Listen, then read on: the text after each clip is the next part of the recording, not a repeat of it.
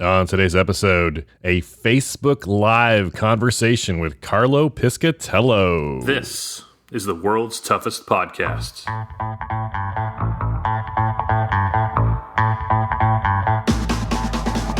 Welcome to the world's toughest podcast, where we talk about any obstacle course race you'd like, as long as that's World's Toughest Mudder. Each week we talk to members of the WTM community and share stories of success and failure in the single greatest event in OCR. My name is Will Hicks, and this is the world's toughest podcast. Welcome back, and thank you for listening to the world's toughest podcast. My name is Will Hicks. You are listening to the number one rated obstacle course racing podcast in the world because of listeners like you. Thank you. You are too kind. Today on our show, Carlo Piscitello. Carlo's been on our show before. You might say he's been on a lot. He's a well-known, well-beloved member of the WTM community. And we haven't talked in a while on air, and so we thought we'd get together. It is just a few weeks until the first Tough Mudder of the U.S. season starts. That was a hard way to say a simple thing. April 24th, Tough Mudder season starts in the U.S. Very excited, and it's close. Carlo and I have a long conversation, so I want to get right to it. Before I do, follow us on Instagram at the OCR Report and at World's Toughest Podcast. You can check out our other shows on the OCR Report network, like Overcome and Run, Obstacle Running Adventures, OCR Talk, OCR Coven, all great shows. Check them out. Also go to the OCRreport.com. We are posting new content daily. Very excited to see what's going on the website over there. All right, we need to talk to Carlo, but before we do, let's talk about a few other things. April 24th, the first Tough Mudder of 2021 is less than a month away. The last Tough Mudder in the U.S. was World's Toughest Mudder on November 16th, 2019. That means by the time Tough Mudder Atlanta kicks off on April 24th of this year, it will have been 526 days between Tough Mudders. That's 1 year, 5 months. That is 17 months and 9 days. That is 3 weeks shy of a year and a half between Tough Mudder live events. It's far too long. It will be good to have Tough Mudder back in our lives. Let's read some iTunes reviews. 5 stars. 5 stars. 5 stars. 5 stars. 5 stars. 5 stars. 5 stars. Our first review comes from Matt Susk. Matt writes, "Thank you, 5 stars. Hopefully I'll earn my 4X headband this 2021 race year, and a WTM headband as well. Thanks to the Facebook community, I started listening to you, and I have learned so much. Thank you." That's awesome, Matt. Well done. You are welcome. Congratulations on signing up for World's Toughest Mudder. I like to tell people the hardest part of World's Toughest Mudder is signing up. And I like to tell people that because otherwise they might not sign up. The hardest part of World's Toughest Mudder is not signing up. The hardest part is the intense pain and suffering your body will endure over 24 hours of intense physical exercise. That's the hardest part. Matt, I look forward to seeing you at World's Toughest. Our next review comes from Warhawk Commander. Warhawk Commander writes, 4 stars. Warhawk Commander, that's not how we do it around here. 5 stars. 5 stars. 5 stars. That's how we do it. That's okay. Warhawk Commander writes, 1 tough host, 4 stars. Will is amazing, and I appreciate his insights for OCR. The format of this podcast has good progression, and I enjoyed learning through the content. This podcast makes me want to sign up for a Tough Mudder. Warhawk, you should absolutely sign up for a Tough Mudder. I'm not sure where you live, But go to our Instagram page at the OCR Report and check out our calendar of OCR events. I'm sure you will find a Tough Mudder near-ish to you. You can be a part of the show like Matt Susk and Warhawk Commander. Also, just open the Purple Podcast app, search for World's Toughest Podcast, click our logo, and scroll down to click Write a Review. I will read it in a future episode. You know what goes great with Carlo Piscitello?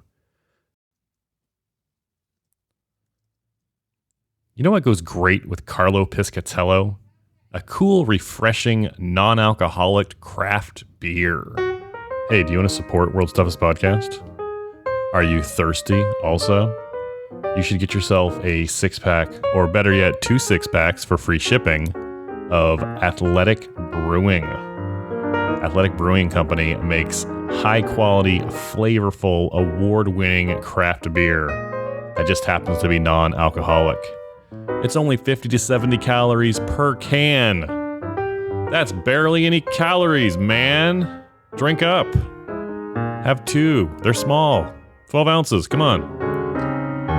Our brews fit into any beer occasion, so you don't have to compromise your social life or choose between having great beer and keeping your edge.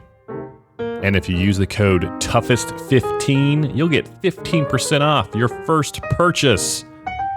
And 2 6-packs, buy 2 6-packs at athleticbrewing.com and get free shipping. What?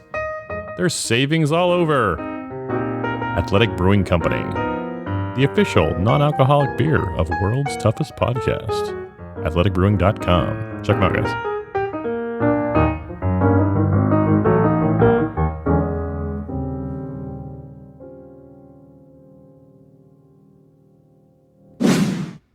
Okay, this is a little bit of a different conversation between Carlo and I. We started with an outline of what we wanted to talk about, but we did our conversation live in the World's Toughest Mudder community group on Facebook. So once in a while Carlo and I are talking, you'll hear us engage with the comments people left us in real time. It was fun. It was different. It's a little twist on how we usually do it. Carlo and I are talking about doing it more in the future like this. We'll see what happens. I would appreciate your feedback, though. 619-485-2726. Shoot me a text message and let me know what you think about it. Carlo Piscitello is a longtime member of the Tough Mudder community and co-host of the YouTube show Piss and Cox. It's not offensive because it's their names. It's time to talk with Carlo Piscitello. Let's go to the phones. Creating live broadcast. Oh, I see a red live button, Carlo. Right?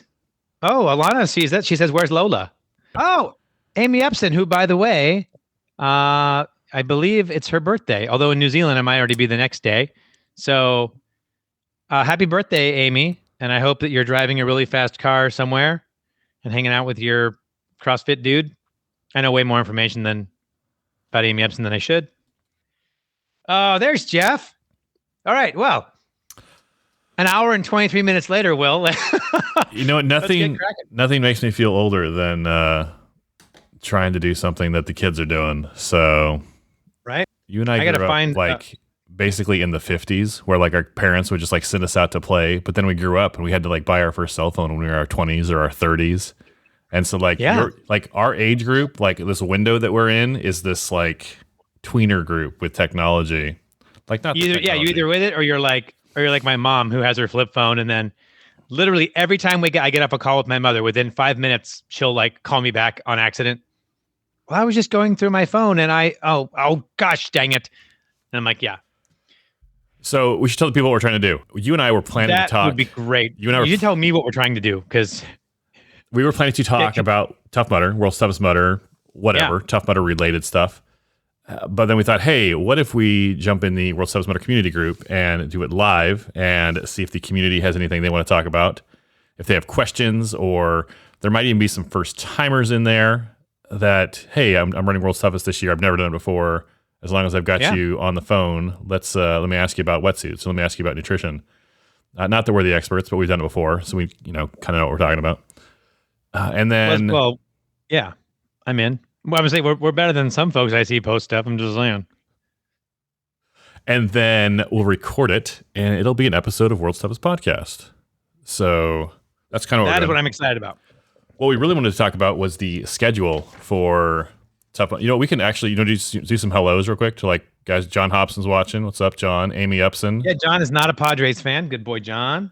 That's tough that the 2021 World Champion Padres don't have more love in the group, but it's all right. The 2021 World Champion Pod. See, that's how you know you haven't won a World Series in a while. You're just eternally hopeful.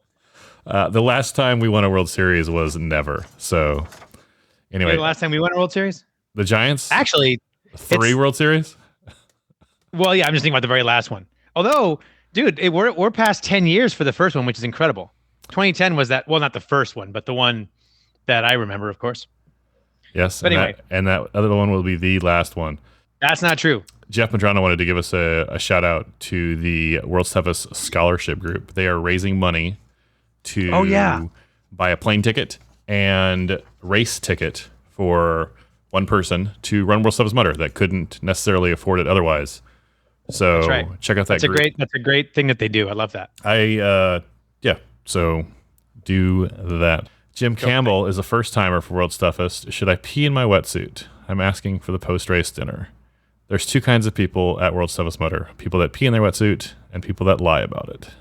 That's right. You know, it's funny. I'm trying to convince someone to be my pit crew for this year. Sure. But I had to explain, like, hey, FYI, there's a certain thing, like, there's some things that you need to know. Like, you're going to know me maybe even more intimately than you already do, because, like, are you okay with, like, removing pee-soaked socks from my feet? Because that could be part of the job. I'm just warning you. So, Is that something you're going to practice before World's Toughest with her?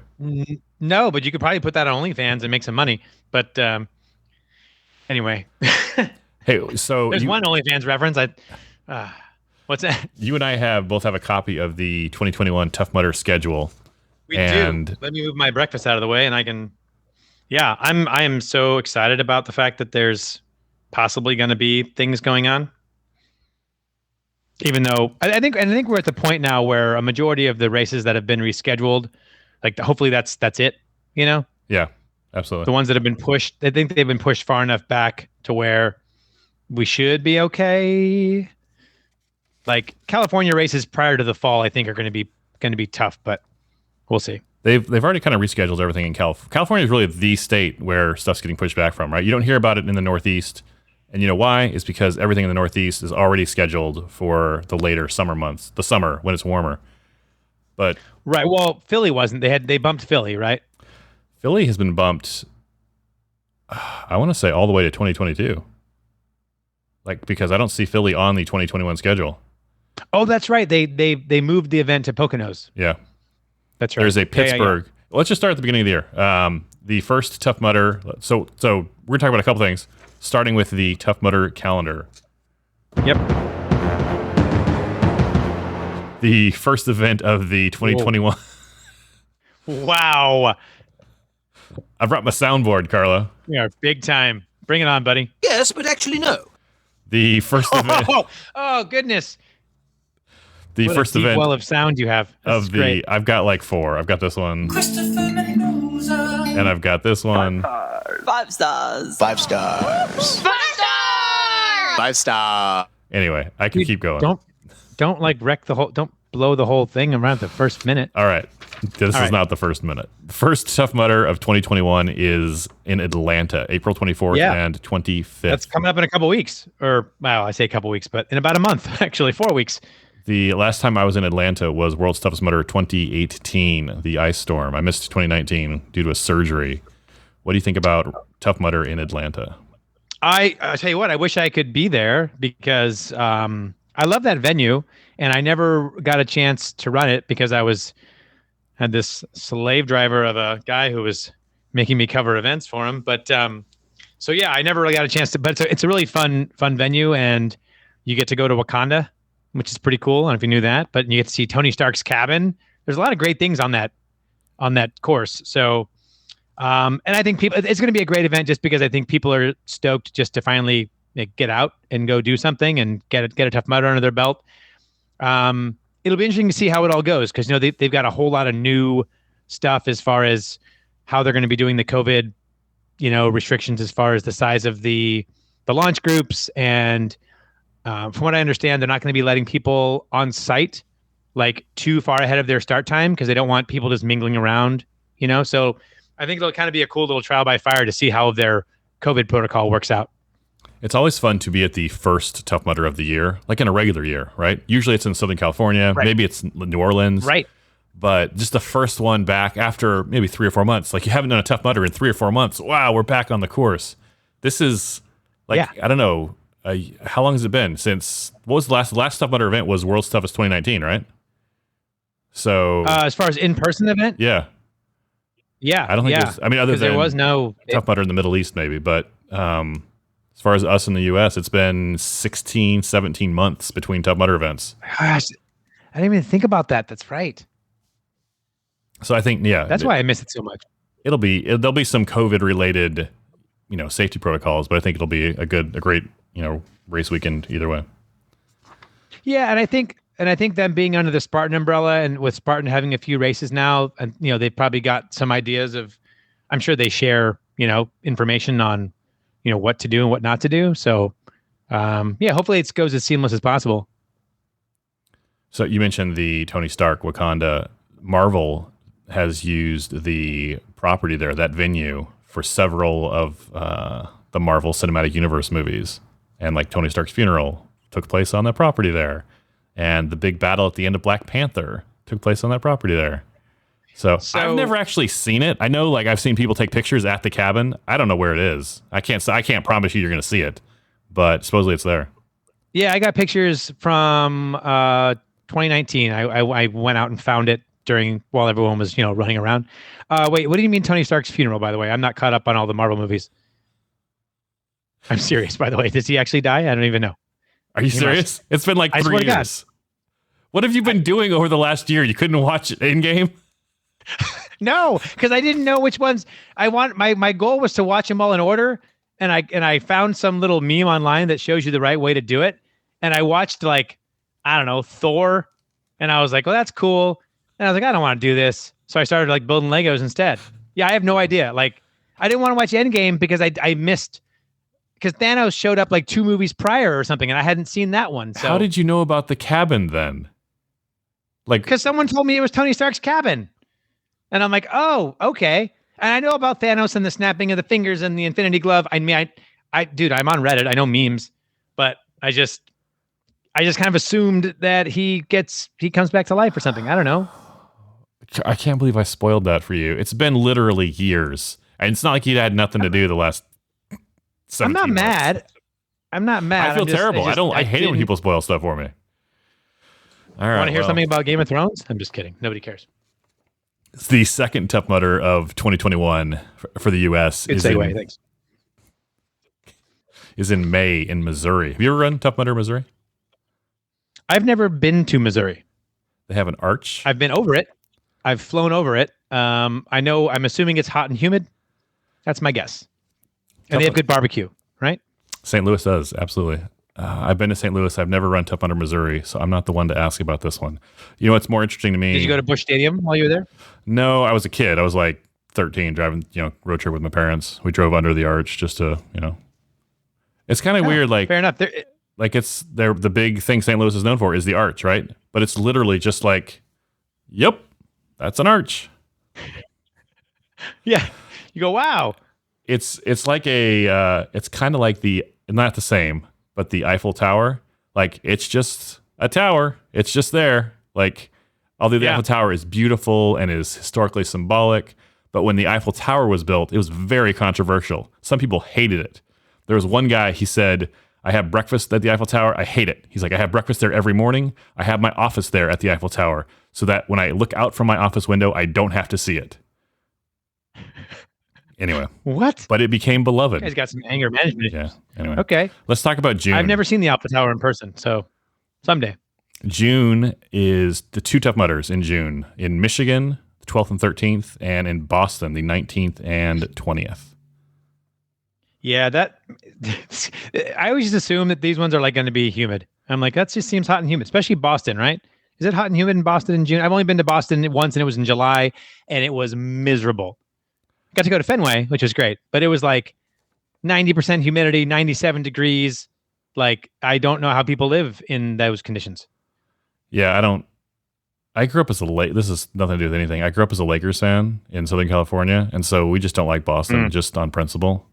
So Right. I'm sure it's a great city, but I'm not sure about that. It was really fun. It was fun to go to. I had a good time there. And in Michigan, I wonder, is that like, this is me pretending I know what I'm talking about. Is that Upper Peninsula? No. Like, where is that? Is that there up by Mackinac Island? There's no way. Well, just that you pronounced Mackinac correctly shows that you know something about Michigan because it's spelled Mackinac. So any Michigan people. One of my college roommates worked on Mackinac Island at one of the resorts for a summer. That's the only reason I know. Sure. So, and I know that the when I was in college, the Sports Illustrated swimsuit issue was shot there. So on Mackinac Island. Yep, that's all I know. That was back when Kathy Ireland was a thing. Remember her, Kathy Ireland? I do remember her. Supermodel. Anywho, I lived in the Upper Peninsula of Michigan for 5 years. Just down the road from Lake Superior. That's the UP. Isn't that what they call it? How the kids call it? That's what they call it. On the UP. The Youpers. They live there. I'm a worldly man. Worldly in the contiguous United States. You just said you've never seen the Eiffel Tower. Well, I've seen the London Bridge. By the way, London Bridge is not great. Tower Bridge is where it's at. People always mistake Tower Bridge for London Bridge. Don't do that. In fact, there's a whole website, there's a whole Instagram account. This is totally unnecessary. There's a whole Instagram account about a guy who just sits there and follows the hashtag London Bridge and corrects people when they tag the Tower Bridge as London Bridge. That's all the Instagram account does. It's just correct people who call the Tower Bridge London Bridge. He's doing the Lord's work. You know what? I've wanted to do the exact same thing for people when they misuse your and your, like YOURE, because that's just so annoying. And then like sometimes I have friends that'll text me and they do that, and I'm like, ugh, now I can't be friends with them. I put those people in the same group of people who don't like dogs. I'm just like, you're a monster. What is wrong with you? So the Tough Mudder schedule actually heats up in July. So we've had 1 or 2 events every month leading up to July.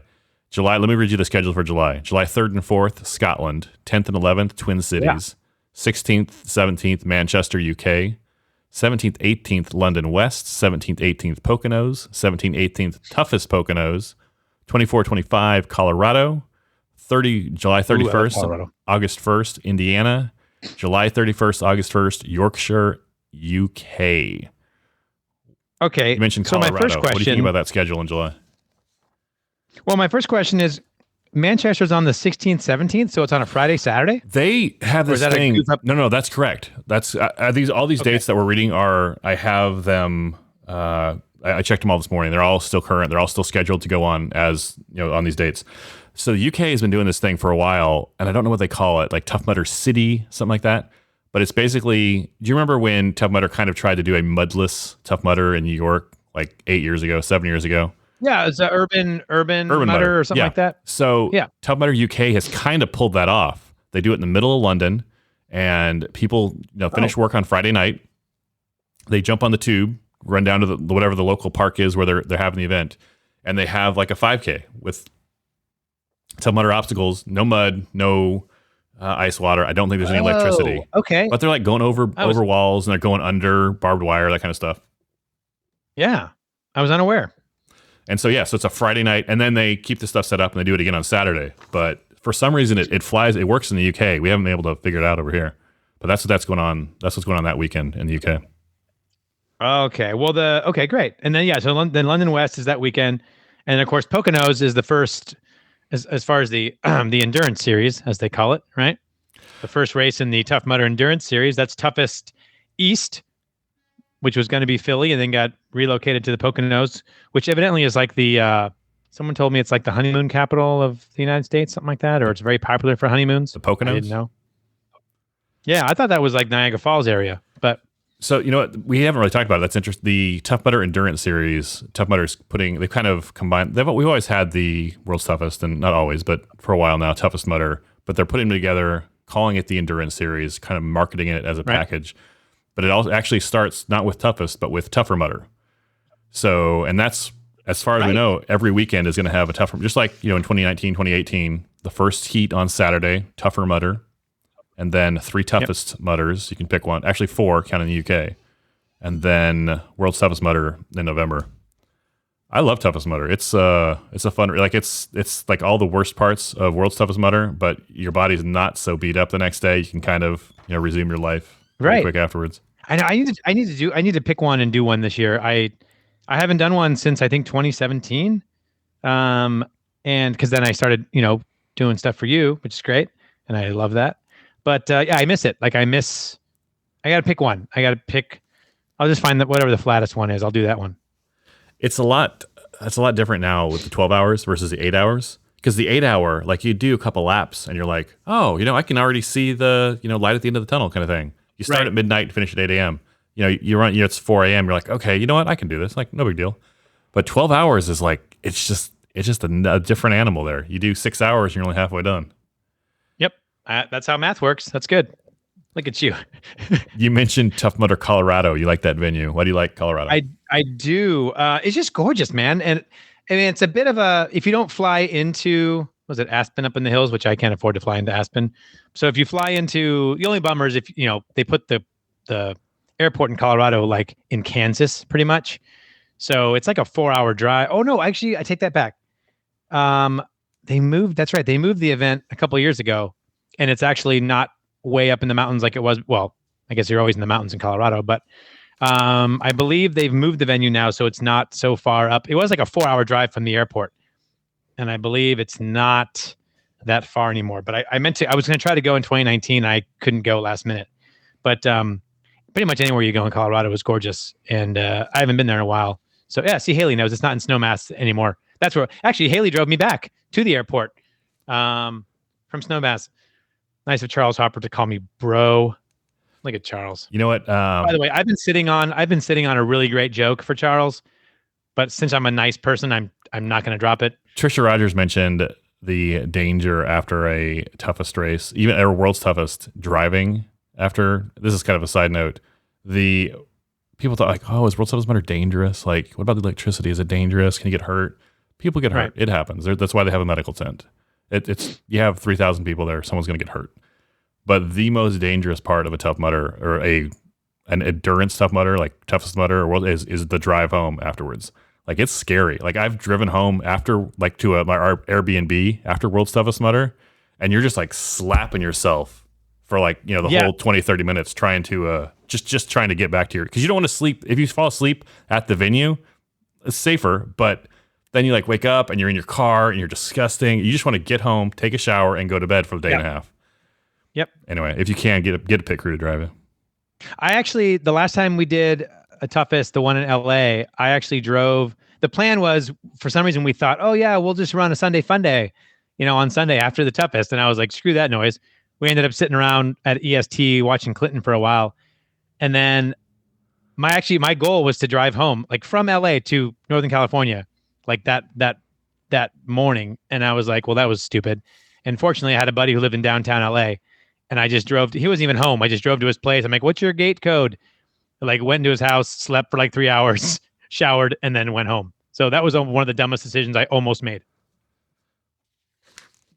After the races in July, August has LA, Tejon Ranch. It's a new venue. So excited about that. That'll be a good one. Europe's toughest in Midlands. Chicago, toughest Chicago. Yes. Midlands, UK, Southwest UK, North London, Finsbury Park, and then up near you, the last weekend in August, Sonoma. Such a great venue, by the way, the Sonoma Raceway one. You can literally see the Bay Bridge and the Golden Gate Bridge from the course. If it's a clear enough day, which it usually is out here. The only thing about us, the good news about having it in August is we shouldn't be on fire in August. We tend to catch on fire in like September, October timeframe. So, because that event was canceled before because of the big fires that we had in 2017. But yeah, so hopefully the air quality is well. But I love the Sonoma Raceway venue. It helps that it's only 35 minutes from my house. Toughest Chicago. You've ran that one, right? I love Toughest Chicago. It is a very flat course. If you're looking to get your contender status for World's Toughest, Chicago is usually the best course of the year to do it at because it's right next to an airport. And airports tend to be level, or flat. So I would hope so. But what they do is they know that. Tough Mudder knows that. They're like, hey, the terrain is easier at this venue, so we need to make the obstacles harder. So they've done that. Like they'll make the penalties harder or longer. They'll make the I see. They'll give you more penalties per mile. I remember the year, I think it was 2017, they had Operation, and people were skipping Operation at the other toughest leading up to Chicago. So Eli and Nolan were getting annoyed by it, and they said, we want people to do the obstacle. So they made the penalty like 1.25 miles long, which is like 20%. Like if you're going to take that penalty, that's adding 20% to your lap length, which is insane. Yeah, but it's better than doing Operation. I really hate that obstacle. Operation, it's not like Electroshock in that you're going to get shocked. Like you can practice it to get shocked while you're practicing, but you can get good at Operation so you don't get shocked anymore. I just don't. That's why I'm not a surgeon, dude. I don't have that type of, the fine motor. I just and it's just so bad. Like when you get hit, it's and you stumble falling out of the little water trough and you look like an idiot. And then you have to take the penalty anyway. So I'm like, screw it. I'll just take the penalty. Like, God, it drives me crazy. The worst thing about Operation is that hi, Isaac. Is that you are standing in water, like 3 inches of water. Yeah. So if the guy next to you gets shocked, you're getting shocked also. Even if you did nothing wrong, he could screw up and then you could get shocked because of it. Yeah, I got some great footage in 2019, right? Was the last time they did it?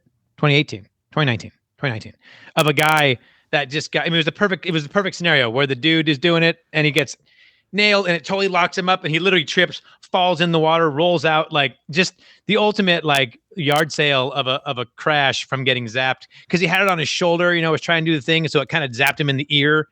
And it was just like, see, that's the kind of stuff at Obstacle Innovation Lab, they were playing with different shaped rods one time trying to and it's just like, and I got hit once and I'm like, that's why I hate it. EST, at least I'm moving, right? Like I'm still making my way to the exit.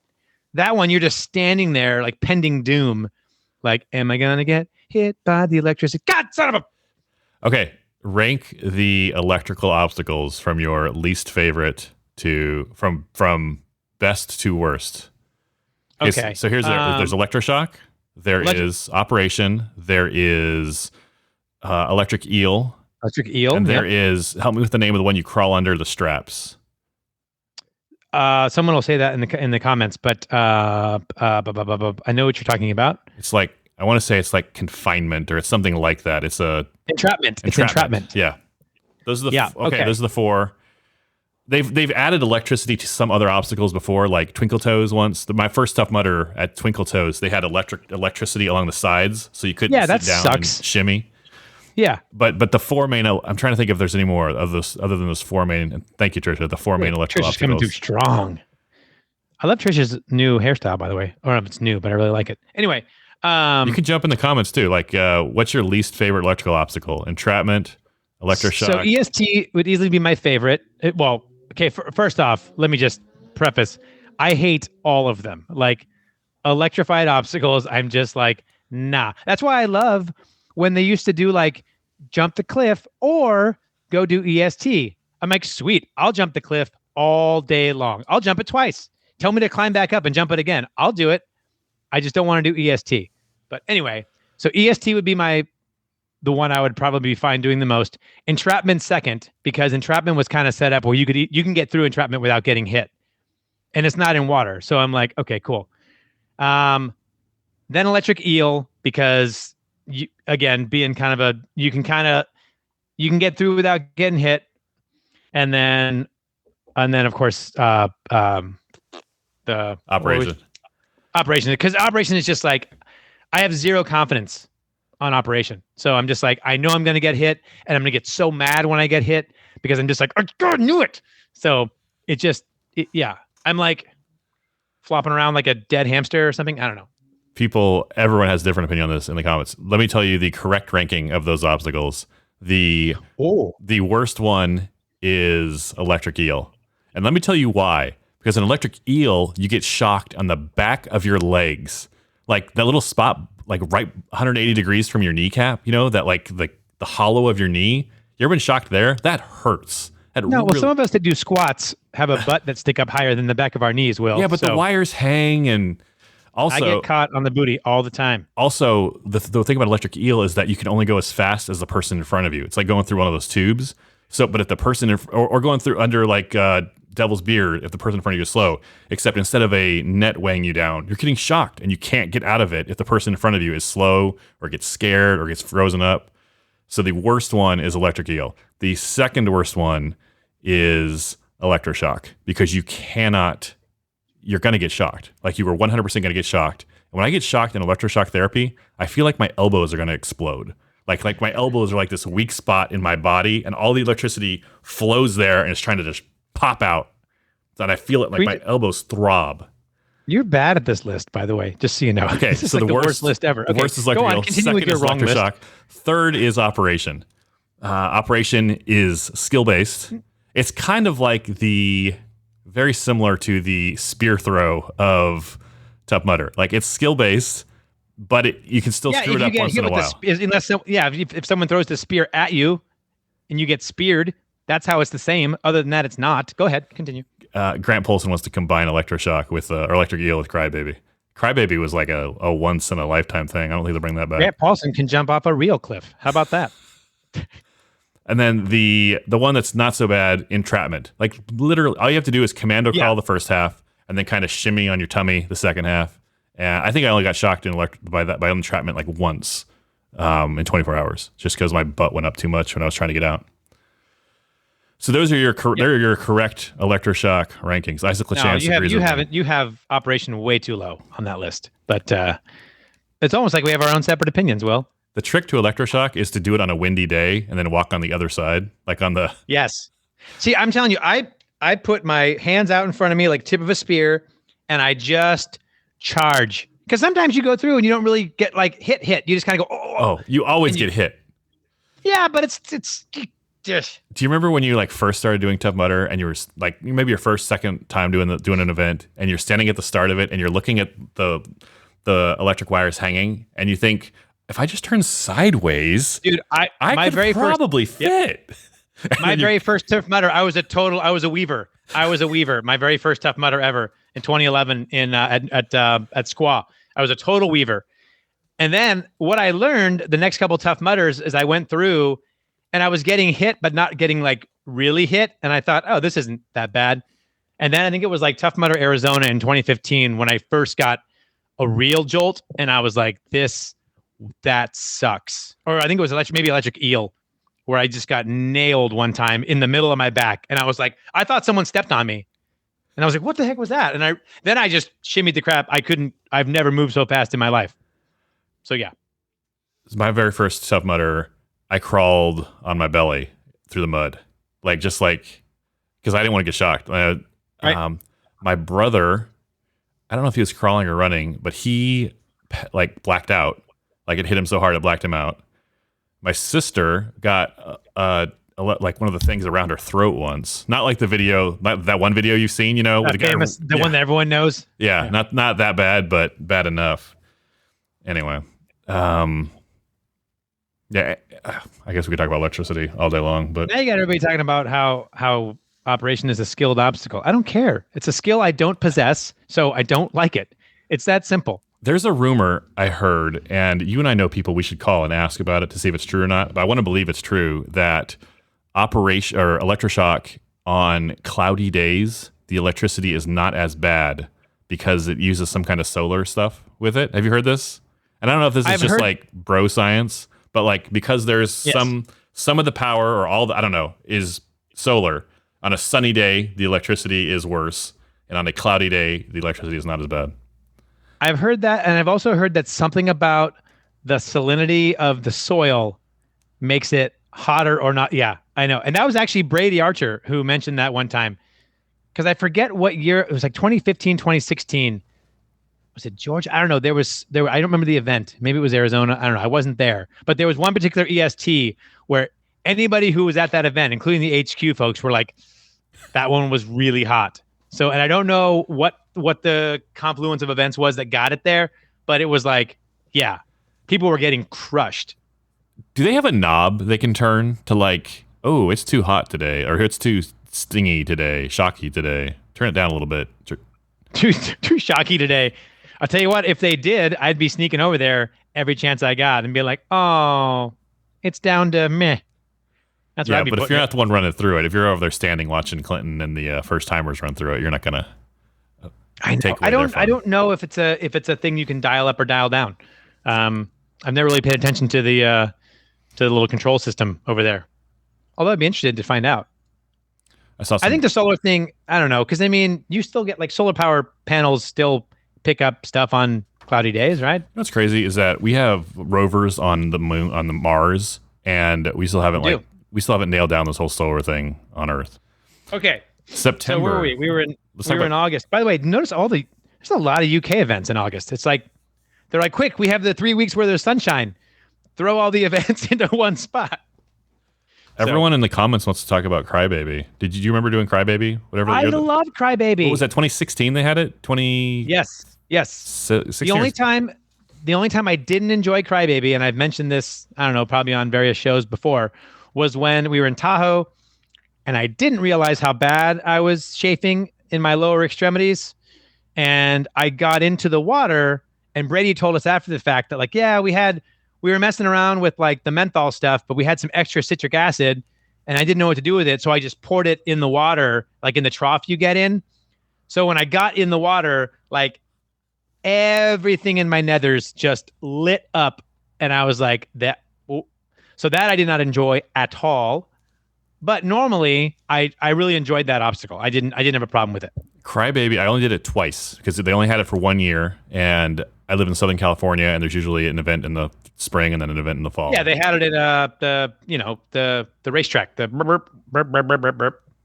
That one, the Raceway with the Glen Helen Raceway. Yeah, the Glen Helen Raceway. Thank you. That's where the dirt bike. I was doing my dirt bike noise. So the genius thing Tough Mudder did with that obstacle, it wasn't the actual obstacle. It was almost the marketing around the obstacle.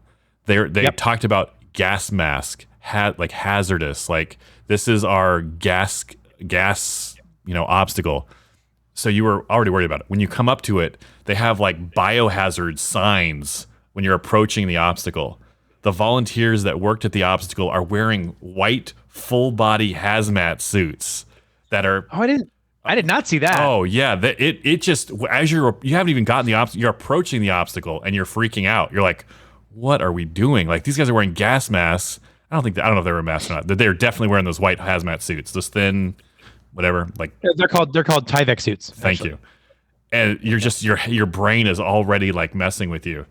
So I did it twice. I did the first time in the spring race. You get in there and it's kind of scary and you can't quite see. Your eyes are watering and you get out and you're like, oh man, that was kind of refreshing. Like it's basically like a menthol, aerosolized menthol, I guess. Yeah. But the second time I did it in the fall, like they had turned it up. And I had told everyone I was with a big group of people, like, oh, yeah, it's kind of scary, but it's more fun. It's refreshing. And we all went through that, and they were so mad at me. They were like, you lied to us. I almost died in there. I can't see. Died in there. I'm going to throw up. Everyone's so dramatic. They had turned it up, yeah. Yeah, it's one of those ones where, because they used like the little like fog machine like that you get from like your local DJ store. So sometimes it was working good, and sometimes it wasn't. So, and then when they they started sealing it off, and then so there was times when it was like, oh, it's like you couldn't even see in there, and then there was times when you're just like, it just smelled like someone just said in the comments, it smelled like Vicks Vapor Rub, and you're like, meh. So yeah. So anyway, we kind of wrapped up on August talking about, unless you want to move on to talk about August before we talk about September. No, I think I'm good with August. Other than I'm excited about Sonoma because hopefully they have that one because that's literally in my backyard. My backyard that's 35 minutes away. September has a few more in the UK. Northwest UK, then Tri-State, New York, New Jersey. Tri-State's always huge, yep. London South. The Seoul Tough Mudder Canada will be in Toronto this year. I know. And then Joe Perry. Joe's Canadian? Joe Perry? Really? I didn't know that. I did not know that. You're making it up. Well, Oh my God. The comments are about to go crazy.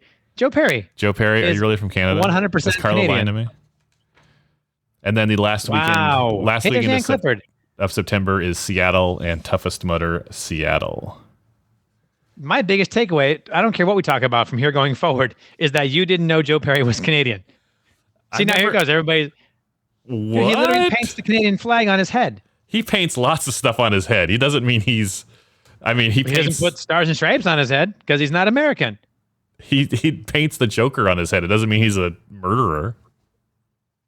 Okay, good point. Isaac but I mean, Lachance. Yes, Canada, Canadian. I believe you. You think? Yeah, here they come. Look at. Oh yeah, that's right. Riot. Okay, I probably knew it. I have a terrible memory. So I will say this about September, and what you were getting to is the following week after Toronto, 25th, 26th, is both the regular Tough Mudder and then also they moved. Unfortunately, they had to move the April Toughest Mudder west from that Fort Tejon event in Southern California up to Seattle. I love that venue, the Coker Farms or whatever it is. It's not Eli. It was Nolan Combold's family's property. It was an old coal mine up there and stuff. One of my favorite venues, not just because it's a cool area of the country, but also because it's really soft, like the ground around there. And there's a lake out there that kind of becomes this weird bog that during the drought years, they kind of sent us through it. Did you ever go up there? Did you ever do that one? I've never done. I did Whistler. So I flew through Seattle, but I've never Whistler's done. a whole different animal, but I love Whistler. Yeah. But no, the Seattle one, that one was weird because one year, it was kind of a drought year, even for the Pacific Northwest. And so the lake, if you wanted, the pond was really low, and they sent you across it. But it was this you would you see people crawling, and you're like, well, what are they crawling for? And I was there with Maddie Gregg. And so we started running across it, and you're thigh deep in the stickiest mud, trying not to lose and you're that's why everybody was crawling. And it was just it was like I was caught in one of those little sticky, horrible things you do for mice. But don't get a hamster stuck on there. You end up with a dead hamster. No one wants dead hamsters. Every once in a while, they have a venue that just has the best mud. They just send you through it. It's so good. The Temecula venue, they don't use it anymore. I missed that. Vale Lake. Vale Lake had this always had this mud patch. They would send you straight through it, and there were always people losing their shoes and the whole half crawl, half just trying to get through the whole thing. But that was 2015, I think, when they literally the race started at the boat ramp, right? Yeah. And they just because the water was so low. So I'd done Tough Mudder a few times, and this is a sidebar. And I was doing it with my sister. My sister and I were doing these every time. And we're so we started doing, this is before they had Toughest Mudder, and before I was up for World's Toughest Mudder. I was how can I make this tougher? I want to make it tough, but I don't want, I can't, I'm not ready for World's Toughest yet. So one year, my sister and I were we're going to run in weight vests. So we got 20-pound weight vests, and we're what are you, some CrossFit reject? So we're super excited. We're going to run Tough Mudder in weight vests. So we show up to Vale Lake, and we walk up to the start line, and the start line is facing the lake. You're literally going right into the lake. And we're oh man, I don't know how deep that is. What a but time. I got a weight vest on. Yeah, what a time to be alive. Very scary. I love that idea. Yeah. I did. That was Brady Archer at his pinnacle. I miss that guy. Did you ever get to know Brady? Were you doing this? Did you ever get to meet Brady before? I met Brady, but Brady kind of left right as I was starting the podcast. We kind of. Yeah, that's probably the reason. You're probably the reason he left, actually. Yeah, he heard. He was later. That guy's going to ask me for a phone call. Nope. Another podcast? Great.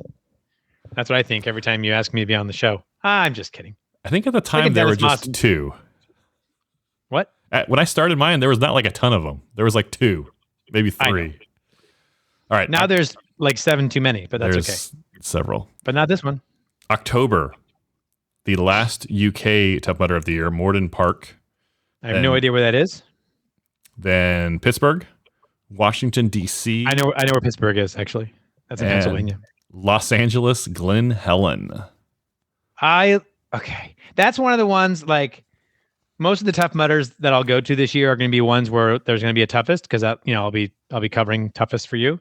But as far as regular Tough Mudders where there's no toughest going on, the one here at Sonoma, I'll probably go to. Other than that, I feel like I have to go to that one because that is such a fun venue. And if you want to test your leg stamina, man, go do that one. Because that one, you think you're done. You could be 8 miles in, like, oh, cool. Well, we're out of the hills, and they turn you around and back up the biggest freaking hill that you just rappelled down or something.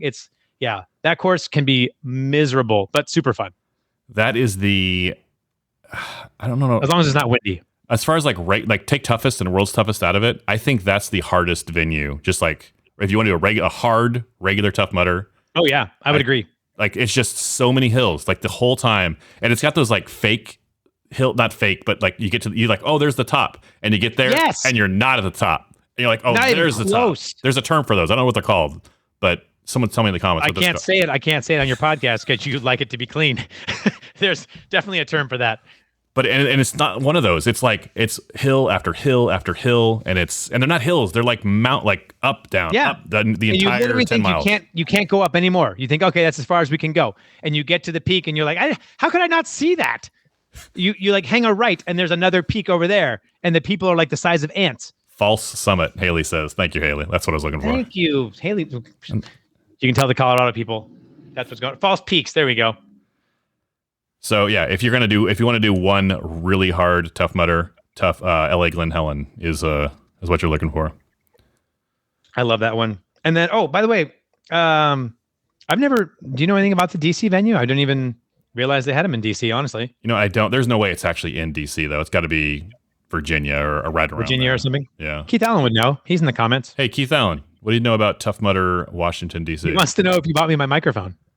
No. He should, Keith, since that's what I use this for exclusively. But, the tax write-offs I can get, brother. Keith has microphones for days. I'm not sure what he's complaining about. He has talent for days. That's why. All right. The last month of the 2021 Tough Mudder season is November. 3 events. Yep. Dallas, Fort Worth, World's Toughest Mudder, and then a week later, after World's Toughest Mudder in Laughlin, is Tough Mudder Laughlin. What do you think about? Have you ever run Dallas? I didn't run it, but I'm assuming it's the same. It's the same venue where the toughest was last year, right? That ATV park or UTV park, whatever it was. That was actually pretty a toughest last year. What's that? 2019 or 2019? Sorry, yeah. You know what? It's the same. Come on, Will. Throw me a bone here, pal. You know what I mean? That one didn't happen. It just didn't happen. Toughest South, the one I think that's the same venue. And aside from the giant spiders, which were everywhere, that was a really fun venue. It's kind of like if anybody who's been to the Spartan in Jacksonville, it's the same kind of thing. It's it's like all man-made hills and mounds, and it's like a dirt bike track, but it's in Texas, so it doesn't have the hills like Glen Helen has. Sure. It's all man-made stuff, but it's really fun. Super muddy. Oh man, the mud mile there was just, and the kiss of mud, super soupy. I ran toughest in Texas one year, and I think it was in Dallas, and I should know that I can't remember if it was in Dallas or like in Austin. Was there a toughest in Austin like 2 or 3 years ago? I don't know, but Aaron Ross is in the comments. Just want to say, Aaron Ross, that might have been Aaron. Is that the toughest you ran and you were not happy with your performance? So you trained and then you got second place that year? Let me know. Anyway, but I remember that was a great venue because they also sent you across a river, which is kind of not unusual, but they sent you anyway. Anytime you get in the water. Yes, you're right. Aaron says that's correct. It was that one. Was that Dallas, Aaron? I think it was. Anyway, so I've done that venue. It's a good venue. It's fun. It's different. That was a great toughest because it never got cooler than like 72 degrees overnight. You could run the whole thing. So as someone being up all night covering, it was like shorts and a t-shirt all night long. Yeah. Probably different if you were running it getting wet, but yeah. A lot of Tough Mudder Dallas stories. John Hobson got amoebas in both of his eyes. I would recommend. Thank you, Aaron. They called it Tough Mudder Dallas, but it was an hour outside of Austin. So that's why I was thinking Austin. All right. There you go. I got that, Keith. Thank you. Look at Keith. All right. Sending me lyrics. November 13th. Then of course, yeah. So November 13th, so 13th, 14th, right? The moment we've all been waiting for. World's Toughest Mudder 2021. What do you think? They were like, well, they liked having the race in a sand hole back in 2015 through 2017, or no, 14 through 17. Let's find another sand hole and stick it there. You know what I think about Vegas? Stick it in the sand hole, Will. That's what they're thinking. World's Toughest Mudder Vegas. I think they held World's Toughest Mudder in Vegas 1 year too long. I think when the last year they had it was 27. I think 2016. 2016 was the year they had the giant A-frame with the giant Tough Mudder man on the side of it. Remember that? Correct. Yep. Then 2018 was a good year for. 2017 was a good year for Tough Mudder, but then we got to World's Toughest, and there was no giant A-frame. All there was a big banner on the side that says "This is Mudder Country." Do you remember that? I do. And I remember I had friends that ran with me for the first time in 2016. Great year, big A-frame. We all came back 2017, and they're like, "Where's the big A-frame? Where's the?" And because 2016 had like double rainbow. Remember that? 2017 was like, Oh, okay. Go ahead. Yes. But that was, we didn't know it at the time, but that was kind of the beginning of the turmoil that kind of culminated with, everything that happened with bankruptcy and Spartan buying Tough Mudder and ownership changes. Yeah. So it's funny because 2016 is actually kind of known as like quote unquote the easiest year as far as course wise. Which is why I always tease Josh about that's why he got 50 miles that year. That was the year I got hurt, actually. So, I totally would have gotten 100 because I was on pace for 90 after the first lap. Until the obstacles opened? I was on pace. I was on pace for 90 after the first lap. I don't know what happened. I fell apart. They opened those obstacles up, slowed me way down. Not sure what happened. Anyway, dude, yeah, so I guess I was about to disagree with you more heartily, but then you're right, though, from an obstacle standpoint, because it wasn't even called Mudderhorn back then. It was just the giant A-frame. That was before it was Mudderhorn. And Double Rainbow was such a fun obstacle. I remember 2017, even though I got 50, that was the year where they were like, oh, did you fail this up? They put like back-to-back-to-back upper body obstacles, and the penalties were like forever. So I just remember, I think I probably ran 75 miles that year, but like 25 was in penalties. Because they had those huge penalties. So, yeah. I don't know if I still loved it. I don't know if it stuck around 1 year too long, per se, but I definitely enjoyed the course more in 2016. Well, the 35 miles that I had before I hurt myself. But I think after a couple of years in Atlanta and then 1 year off, I think, and I don't think it's people are excited. Let's go back to Vegas. Or let's go back to Laughlin. Let's go back to... Yes. Not that that's where it belongs. I don't know if that's true or not. Maybe it is. But I think especially because we're coming off of a weird year, I think it's familiar, and I think it's a good place to go back to. I do too. And I think, I didn't dislike the Atlanta course, but I just, the surrounding area, I just didn't think, obviously, it's not nearly as exciting as Vegas. And Laughlin's not Vegas, but there's stuff to do. It's like Vegas light. It's like going to Reno or something, right? So, Diet Vegas. Yeah, but I still think it'd be better just from a surrounding area aspect. I think, but I was never really warm on Atlanta. Plus, the weather was never really great. So, yeah, I'm definitely looking forward to it being back in a sand hole. You and I don't have any inside information, but what do you expect, or what are you looking for from Tough Mudder, World's Toughest Mudder in Laughlin? I know there's the river that runs. A river runs through it, as they say. So I, like most people, I'm really hoping that they can develop some kind of a cliff jump, right? Because I think that's the thing. Stacks was neat, in Atlanta, but I think logistically, what people found out about Stacks was the cool thing about the cliff was you just got to it and you jumped. You didn't have to climb anywhere. And I think because a lot of people were just going around. They just took the penalty. Ann Clifford, very first time, as soon as it opened, I was like waiting to film somebody, and Ann shows up and goes right around it.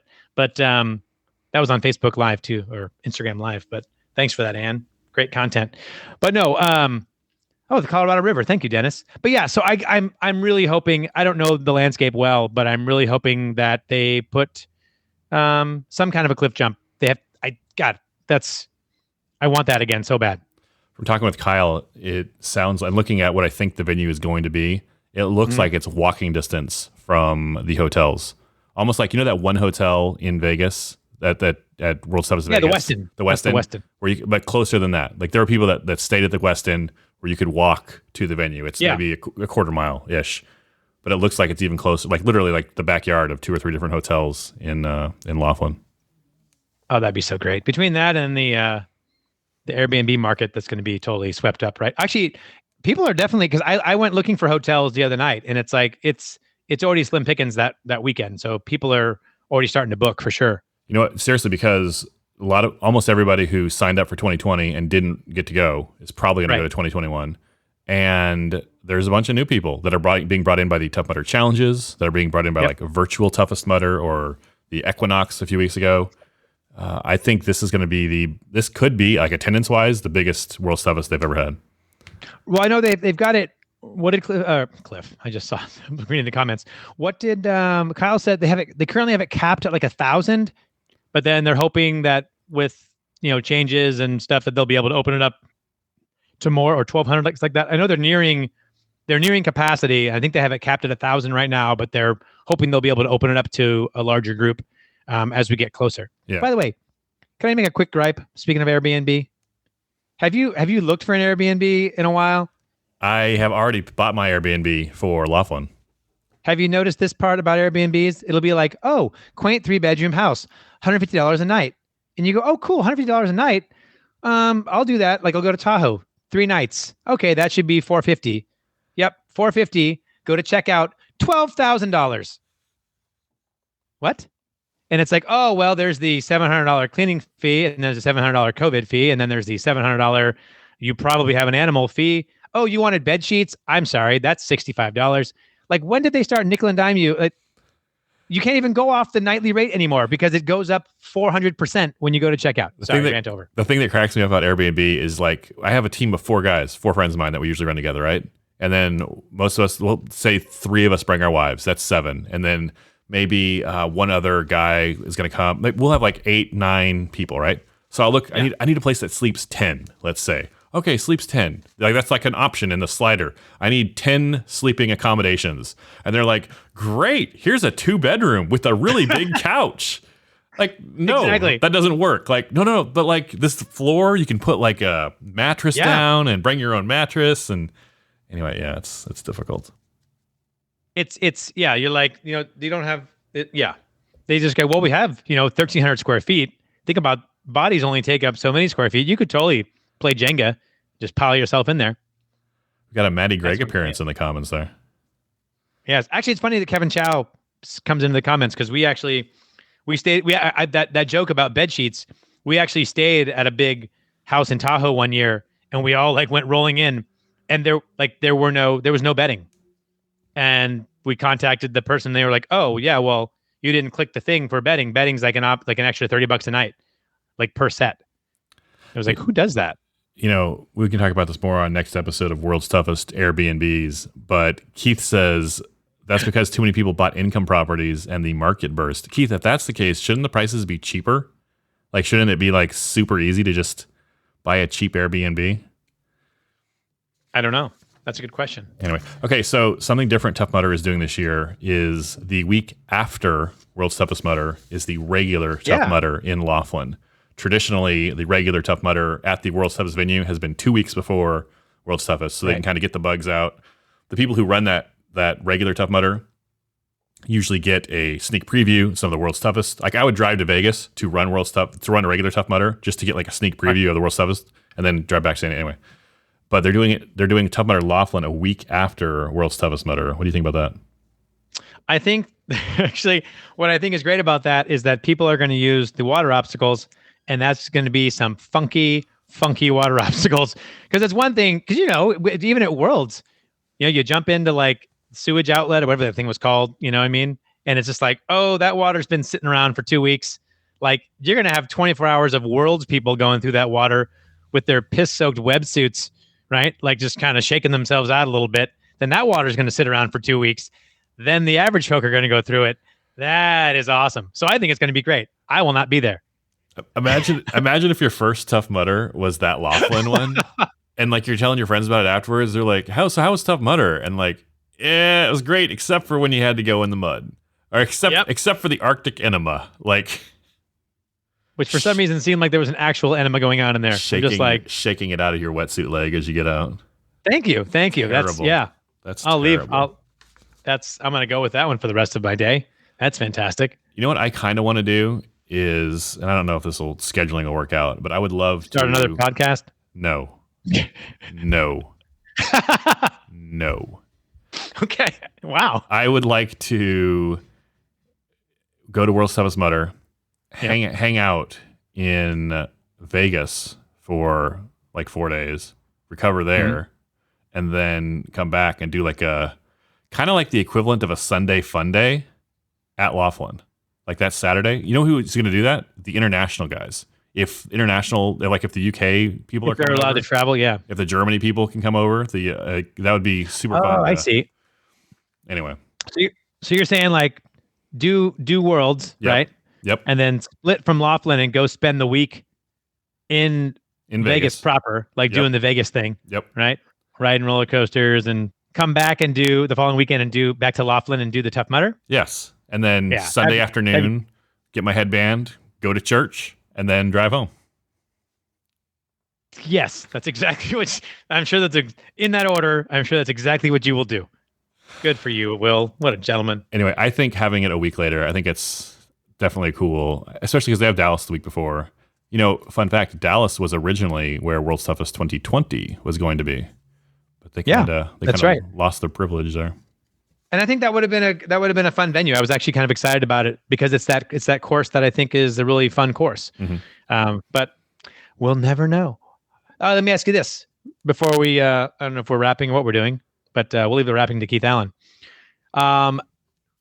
Give me a venue where you would like to see Worlds in the future. I would like to see it in Laughlin for a couple of years. I think it's good to have it 2 or 3 years. But let's say it's done in Laughlin. Okay, let's say 2021, 2022, 2023 in Laughlin. 2024. Okay. Providing how it goes in 2021, right? What if it's a total bomb out, then, you know. I would love to see World's Toughest Mudder 2024 at Beaver Castle in Europe. You may know that better as the home of Toughest Mudder UK. Oh, okay. That's right. Oh, see, that's why I'm bummed that we lost because Giles Chater doesn't work for Tough Mudder anymore. Yeah. And he was a super advocate of me going over there and like hanging out and going to the castle and meeting the Duke and Duchess or whatever. And now I've kind of lost that connection, which is a shame because he was a really cool bloke.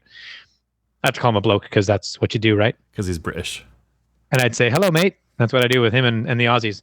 But oh man, I keep forgetting. I know we get kind of tunnel vision being in the States, but I keep forgetting like, oh yeah, it could be somewhere else in the world. And all the international guys would be like, yeah, hi, quit making us come to your damn country. But I think that'd be pretty cool. And the weather in a late November, oof, right? Oh, I didn't even think of that. Oh my gosh, how sloggy would that be? That would be Atlanta 2018-ish, huh? Could be. I don't know, but I think that's a really good guess. I asked you that question, and I actually didn't even have one in mind. I don't even know what I would say. I took the good answer. What would you say? You did take the good anscer. I'll give you another one while you think. You know, there's a part of me, I guess they can't do it there. I don't know. A part of me, because I never got to do Raceway Park in New Jersey, a part of me wants him to have it there again, just so I can experience that. But do you want him to do it with 10-mile loops in December also? So you can experience it? I don't want to do 10-mile, although if they did it, but I don't want to do 10-mile loops. You know what? I did an interview with J.D. Allen after World's Toughest in 2018, and he love J.D. Allen, and he one of the nicest guys you'll ever meet. I'm misquoting him here, but he said something to the effect of, "It's called World's Toughest Mudder. Like you shouldn't want it to be easy. Like because 2018 was really really hard with the cold. He's like, don't complain about it. Yep. Like you knew what you signed up for.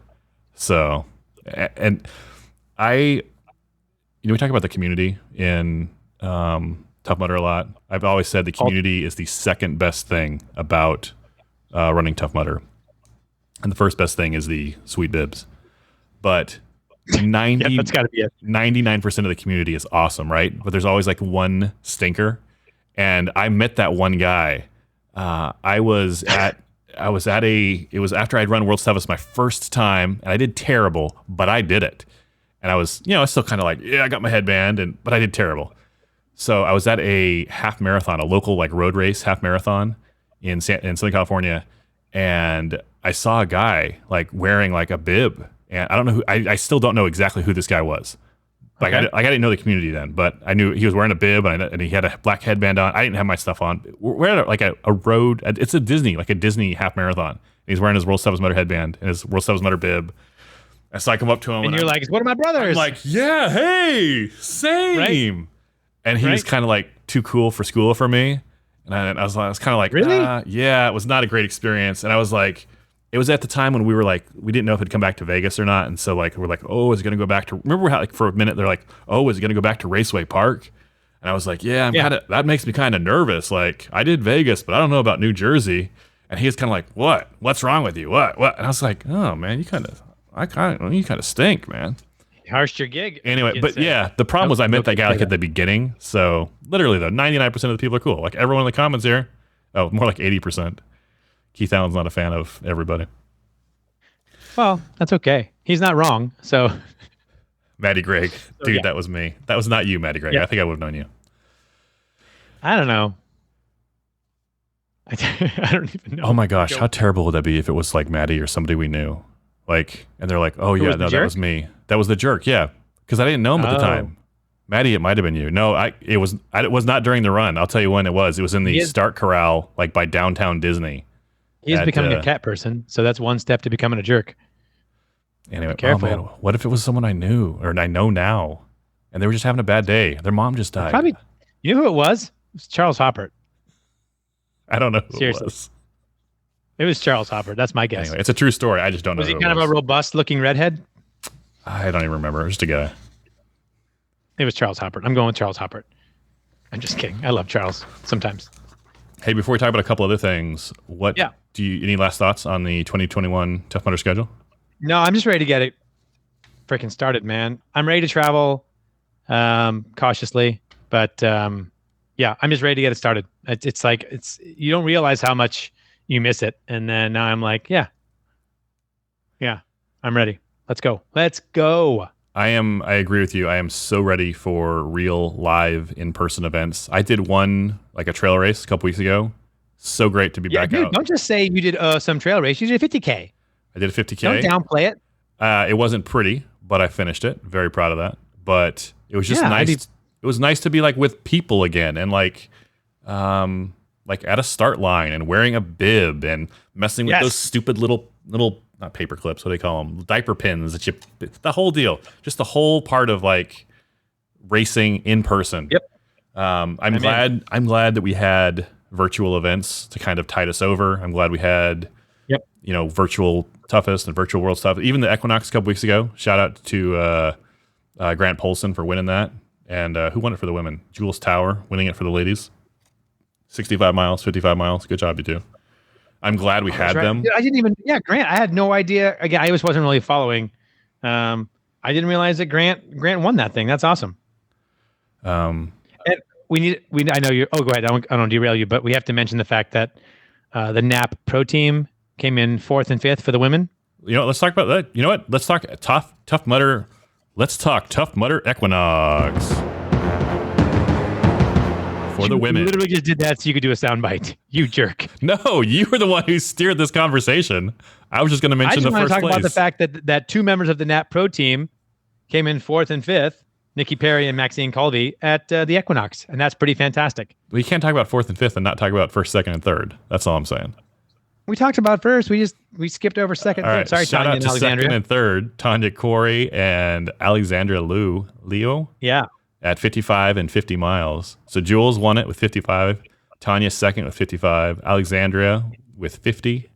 In 4th place, Nikki Perry, 50 miles. Congratulations. And in 5th. Nikki Perry, who got a new puppy, by the way. Things Oh. I know. Those are things that I recognize. And then in And 5th Maxine, place, one of my favorite Maxine, Canadians. 45 miles. Maxine's Canadian? Like Joe Perry, who's No, I'm just also kidding. a Canadian, Will. Everyone knows Don't know that. if you knew that. For the men, first place, Grant Polson with 65 Grant miles. Paulson. Second place. Oh my God. Is it Polson? This whole time I've been calling him Paulson. Anyway, sorry, Grant. That's what he gets for being a Seahawks fan. Screw that guy. Grant's in the comics. He can tell you. I don't care. His girlfriend called me Carlos. She's dead to me. Second place was Joe Perry with 60 miles. Love Joe Perry, the Canadian. What did Joe paint on his head for that race? Oh, it was it a Ninja Turtle? I saw it. It was dark green. I don't remember. I'll look it up. Here, keep going. Third place was Morgan Henderson with 55 miles. Fourth place was Tony Harsanya, 55 miles. Tony, I'm butchering your last name. Apologies. And in fifth place, Fred Clark Louie with 55 miles. Congratulations to all the winners and everyone who ran the Tough Mudder Equinox. Oh, here, I'll let you. I don't know what you want to call that. Okay, so he was like orange and black, and he's like crying, and he has fake blood. It looks like a sad clown that has melty face paint. Like it's like he was crying and right. I don't know what the theme was. Ninja Turtle that would be though. That was not. That was. I was thinking of a different event. I think maybe it was virtual WTM when he did Ninja Turtle. But I don't know. He doesn't. His post is too long. I'm not going to try to figure out what he was. But he's coached by Allison Ty. I know that. So that's cool. Good for him. Grant wants me to tell you, thank you, Carlos. There he is. That's my guy. See, yes, Joe, the Canadian. But wait, what else did you want to touch on? I feel like you're I was just steering trying to talk about direction. virtual events. I'm glad they were a thing. I'm glad they were an option while we had them, but I'm ready to focus on lives. I think it's actually like the best thing about the virtual events is that it's bringing people into the community that maybe they thought they weren't going to, I don't know if I'm ready for 10 miles of a Tough Mudder, but I can do this sit-up challenge and this wall sit challenge and this push-up challenge, and I can earn like a cool coin. And then like they get involved and they get on the message boards and like, hey, these people are all right. I'm like, yeah, we should do one in person. Let's see what happens. So on the message boards, like it's 1998. What do you call them? Facebook groups? Sorry, man. Like, again, I had my first. How about in the comments? I'm just sorry. I had my first email address in 1994. Okay, I'm older than. Did you? Isaac LaChance and Haley Goodstein. I'm pretty sure. I didn't get mine till like 90. Doesn't matter. I'm not even gonna. Dates are not important. Hey, for the kids out there, Carlo, how old were you when you got your first cell phone? Oh, that's a great question. I got it. First cell phone, got it in 98. It was a honeymoon. It was like a wedding gift to my then wife and myself. We got each other one cell phone. So what is that? Let's do quick math. You have to like keep track of the minutes and like wait for nights and weekends and not. I was 26 years old. Not send too many texts because it costs 10 cents a piece. Yes. Texting wasn't even, I didn't even know how to text when I bought that thing. And you had to push. And it was one of those Nokia brick phones. You'd have to push the number 2 3 times to make a C. That is correct. Yeah. That's how old, I was 26 years old when I got my first cell phone. First smartphone, I have no idea. I don't even remember. So as far as virtual events, to wrap that up, there are still the challenges. Marvel is working with Tough Mudder. They're doing a Deadpool one right now. It's a big thing. The next one is... If you haven't seen the 900 ads on Instagram, now you do. There you go. That's right. The next one is going to be Captain America. So, and I don't want to get into any spoilers because you haven't seen Endgame yet, but it'll be interesting to see how they do Captain America in such a time as this. Don't anyone talk about Captain America because Carlo hasn't seen Endgame, even though he had 16 months to watch it. More than that, right? It's okay. I'm not a big MCU guy. But if Jon Favreau wants to keep making really good Star Wars content, I'll watch that. I'll watch Mandalorian all day long, or the new Boba Fett one. Quick aside to the comments. Dennis asks, my daughter wants to know if we're going to have Fruit Shoot or the Kids Mudder, the Mini Mudder. Someone else asked me about this on our Instagram page at the OCR Report. Most of the races so far, because of COVID, they're trying to keep crowd size low. And the easiest way to do that is by getting rid of spectators and by getting rid of kids races. Because kids, like a kids race brings at least 3 people. One kid running brings at least 3 people, right? And probably more, probably grandparents, probably like, hey, so they eliminate the kids race. It cuts down a lot of, non-high dollar, it eliminates a lot of spectators, which are a lower margin for them. So I don't know. I do believe our last ambassador live stream, I think there are going to be I don't remember the venues, but there are a couple, it's venue specific, whether or not they have the kids race, because a lot of it depends on what the local municipalities will allow. So I know there are going to be some, and they're different. They're doing it a little differently this year, like where they're going to have one for like the young kids, and then one for slightly older kids, stuff like that. But I don't know the venues. I think your best chance is to go to a Tough Mudder in Florida or Texas. Yeah, that's pretty much right. That's pretty much. My opinion on this whole thing is shifting. Like at first, gradually, and then more and more. I'm like, you know what? I don't want to get into it. I really don't. I'll talk anyway. But I'm just ready to get out there in person and run. Here is something that's not controversial, and I've said this before on my show. The fact that nobody in a position of power or of leadership has said anything about health and fitness and building your immune system is if there's ever a time to get people off their couches and to like increase the health of the country as a whole, like right now is the time. But it's not. It's just about shots, and shots are great and vaccines are important. I'm not debating that. But we could get people like, hey, 30 minutes a day. It's not a big deal. Do it for your country. Like, no one has said anything about just walk your dogs every day. Like, just get outside. If you say take vitamin D, I'm going to punch you in your face. I'm just kidding. No, that's such a Joe Rogan thing right now. But no, that's the one thing on the Rogan thing where I go, because he's been hammering on that. Right. But now he's kind of gone a little loopy the last few months. But no, yes, you're right. I agree with you in that there has been very little to no talk about like, or guidance on like, hey, here's some things you could be doing, like from the government about, hey, here's some things you could be doing. By the way, we dropped to like 8 viewers now that we're but people want what they want, and this is not it. This is not it. No one's turning in for our views on vaccinations. All right, so we talked about virtual events, we talked about the schedule for the year, talked about World's Toughest. Hey, if there's a first timer watching, what's your number one tip for World's Toughest Mudder? What would you tell them? My number one tip for anyone doing World's Toughest Mudder would be to not get too enthralled with what other people are doing for their training. I remember the first year I did World's Toughest Mudder, like it can be intimidating, when you're doing your own training and you're doing your thing and you're running and you're lifting or doing whatever you're doing. And then you see these people that are constantly posting their videos of what they're doing. And it's like above and beyond anything I was trying to do. And I remember thinking like, oh my God, like I'm not doing that. I'm going to suck compared to, whatever. So then you get so caught up in like, am I doing enough? Am I not doing enough? And then you get there, of course. And then 3 or 4 laps in, some of those people are going hypothermic or they're dropping out. And I'm like, oh, okay. So my thing is like, have your own little plan, stick to it, and recognize that not everything that someone else is doing is the right plan for you. Does that make sense? Yeah, absolutely. It's really easy to get caught up in that. And same with gear.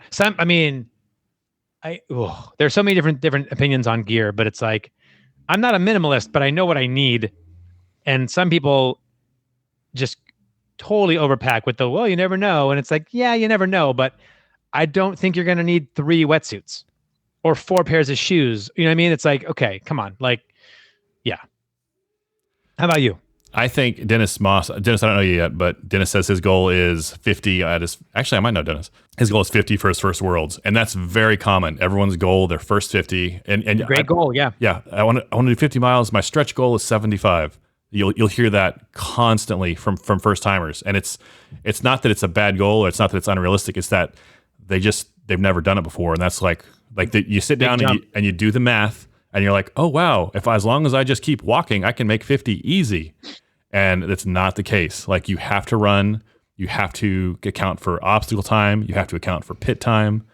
I think my biggest tip for a first timer is your goal, a successful first World's Toughest Mudder is 24 hours.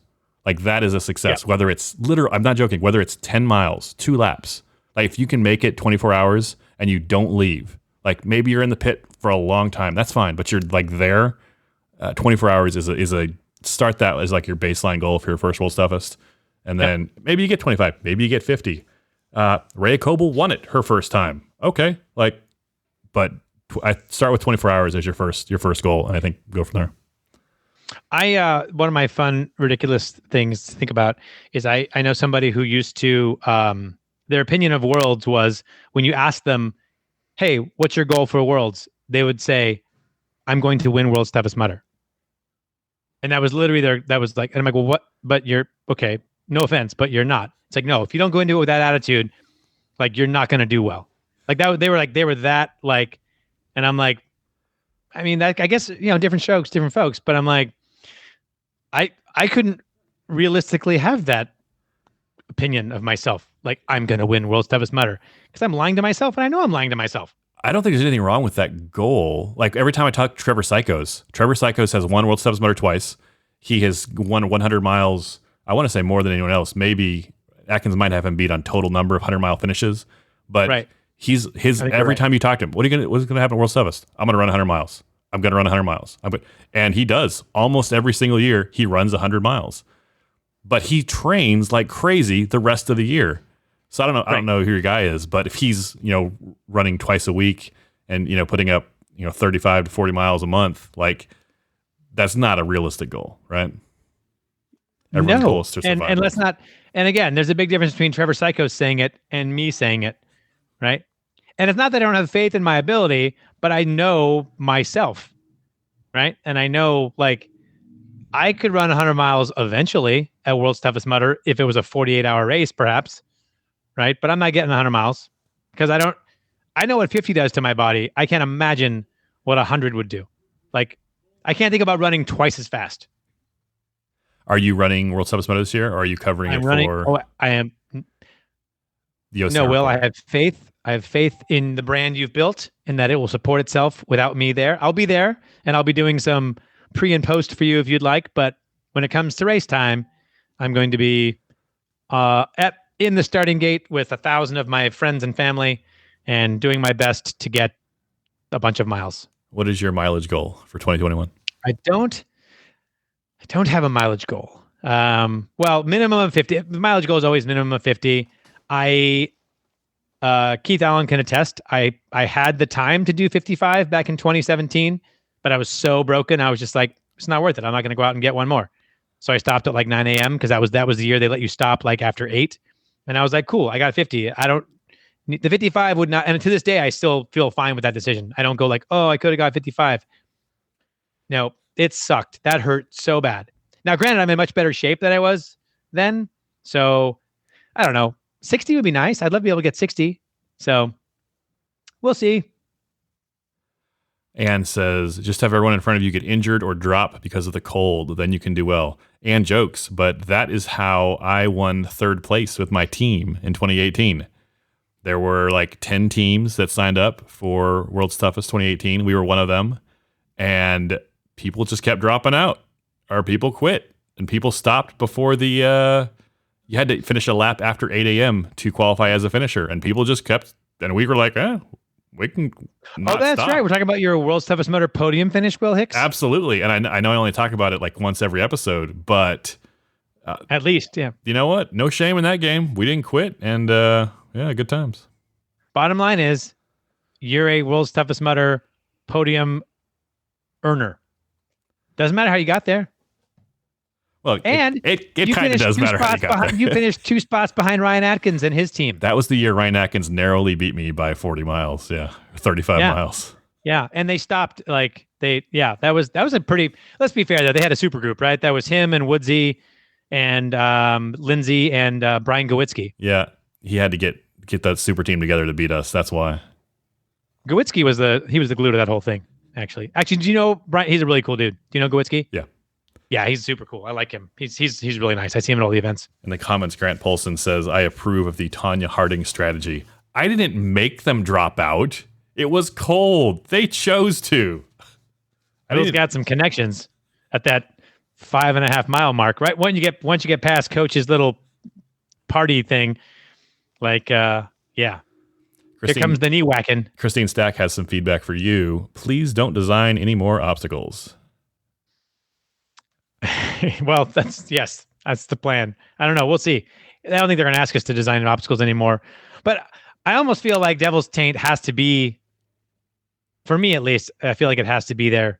It won't. But see, Devil's Taint in like a sand hole like Laughlin won't be the same as having it like in the mud and in Atlanta. You know. You have been... The terrain's totally different. You've been part of the World's Toughest Mudder community for many years. I have. You and Josh did weekly videos when you first started. You've probably The good old days, 2015, you've 2016. probably put out close to 100, world's toughest mutter community type of videos, right? Counting your Facebook stuff. Yeah. It is possible that your most long remembered contribution to the community will be Devil Stained. It's true. Especially for the kind of the newer folks in the community, right? Who maybe don't know Piss and Cocks that much. I definitely, because that was 2019, right? It was when that was out there. Yeah. So, man, and it was gnarly. Like, it got to the point where I just stopped going over there to like record footage because people were mad. And I'm like, dude, it's not just me. Like, Josh, he's part of this too. I just happen to be, they're shooting the messenger. And what made that obstacle so horrible wasn't even our idea. The idea to put the straps over it, that wasn't part of our plan. That was Kyle. He's putting that off on me. Kyle has kind of thrown you guys under the bus because you guys came up with the genesis of the idea, but they made it terrible. Thank you. Yes. And the location of it couldn't have been better / worse. So, and I did go through it once, and that didn't appease anyone. And all it did was make me muddy and cold for an hour. I had to borrow someone else's clothes because I didn't bring anything on site with me to go on course. Yeah, me and E-Rock going through for the Tough Mudder live stream. But yeah, that was that. Yeah. So I kind of hope it's, but it's like doing like Kiss of Mud in Vegas is literally Kiss of Rocks, right? Yeah. The water gets absorbed and it's like you're crawling in grape nuts. But so it's like it's not going to be the same if they have Devil's Taint there because you're going to be grinding into this like the sand. So anyway. All right. Well, I think we've talked long enough. Is there anything? Do you have any last thoughts? Do you have any sponsors you want to plug? Oh yeah, totally. I have no sponsors other than the OCR report and World's Toughest Podcast. You are too kind. How soon till this is there's not much to edit. You can be able to like put this up because it's super long. I don't know. This might be like I might have to cut this down. I don't know what to cut, but it's super long, man. This is like 2 hours. I have friends outside of the OCR community who actually want to listen. So, like your mom? My mom, yes. I'll have to help her get a podcast to know what it is. But yeah. And I've got some friends who are like, "Oh my gosh, when are you going to do that thing again? You talk about stuff that I don't understand." I'm like, I got you. So, yeah. All right. Any last thoughts on Tough Mudder 2021? I'm just ready to get started, man. I'm getting anxious, and I can't wait to see everybody out there because it's been way too long. Carlo Piscitello, thanks much. Real Hicks, thanks, buddy. Special thanks to Carlo Piscitello for appearing in this episode. Well done, Carlo. Come back anytime. I would love your feedback on this. Carlo and I are thinking about talking like this once a month or so. Not too much. I don't want you to get Carlo fatigue. So just shooting the breeze about whatever is going on in the world of Tough Mudder. Is that a great idea or the greatest idea? Let me know what you think. Shoot me a text, 619-485-2726. Let me know what you think about World's Toughest Carlo.